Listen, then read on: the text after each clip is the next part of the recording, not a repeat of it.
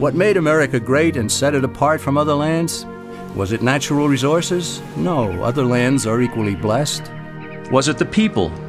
No, the people who built America came from elsewhere. Was it government planning and wisdom that spurred our nation to such heights? No again. It wasn't what government did that made America great.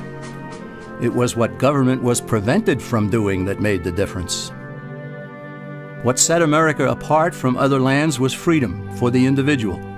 Freedom to work, to produce, to succeed, and especially to keep the fruits of one's labors. America became great precisely because the stifling effect of too much government had been prevented.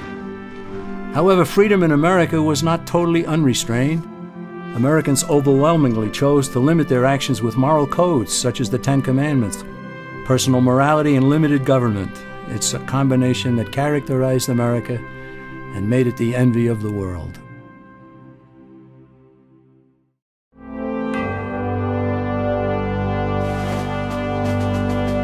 When our founding fathers decided they'd had enough of British oppression, they broke away and declared independence. They stated as self-evident truth in the Declaration of Independence that men are endowed by their Creator with certain unalienable rights. In other words, God gave man his rights, and that among them are life, liberty, and the pursuit of happiness. And in the very next sentence, the founders defined the proper role of government when they stated that to secure these rights, governments are instituted. This is the entire philosophical base of our nation. Here, the government cannot legitimately redistribute the wealth, assume power over the people's lives, and dominate man's existence with oppressive taxation, regulations, and controls. According to the founders, government was to be a negative force, which leaves people alone. Its sole function is to protect citizens from one another and from foreign governments, and especially from their own government itself. The founders did not create a government to be a positive force, to do things for people, to take from some, to give to others. They understood that when a government starts doing something for one citizen, it has to take from another to do so. And in the process, it gains control over both.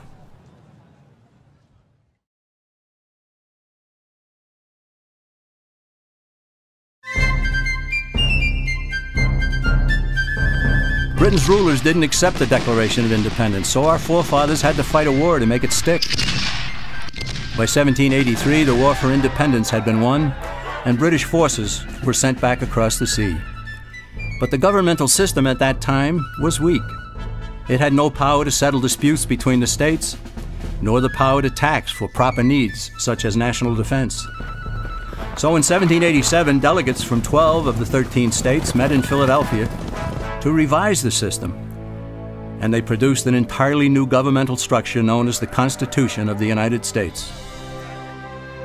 Keeping faith with the thunderous assertions in the Declaration, the Constitution was written to govern the government, not the people, and not the states, each of which was a jealous guardian of its own sovereignty. The founders created a central government with strictly limited powers. This left the states free to compete with one another to be the best state, the one with the least amount of taxation and controls, one where citizens would want to build a business and raise a family. That spirit of competition produced excellence, as honest competition always does. It's important to note that the Constitution wasn't forced on the people. It was sent back to the states for ratification, and several of the founding fathers wrote essays explaining it in an effort to persuade fellow Americans to adopt this new system of government. Some of the essays written by James Madison, Alexander Hamilton, and John Jay were collected into a volume known as the Federalist Papers. Those essays provide valuable insights into the intent of the founders in establishing our government. Eventually, all 13 states ratified the Constitution, and then each ratified the first 10 amendments known as the Bill of Rights, further tying the hands of the federal government. These amendments are indeed about rights, but it would have been better had the Bill of Rights been labeled the Bill of Limitations on Government. Why? Because it's vital to realize that the Bill of Rights never gave citizens any rights whatsoever. Its sole purpose was to safeguard God-given rights by limiting government power. The founders even insisted that Congress shall make no law about speech, religion, the press, assembly, the right to petition, the right to keep and bear arms, and so on. These amendments are directed squarely at the federal government, not the individual and not the states. They are like most of the Ten Commandments, which are essentially thou shalt nots. The Bill of Rights says Congress shall not, all the way up to the marvelous 10th Amendment, which says in effect, if we forgot anything, you can't do that either.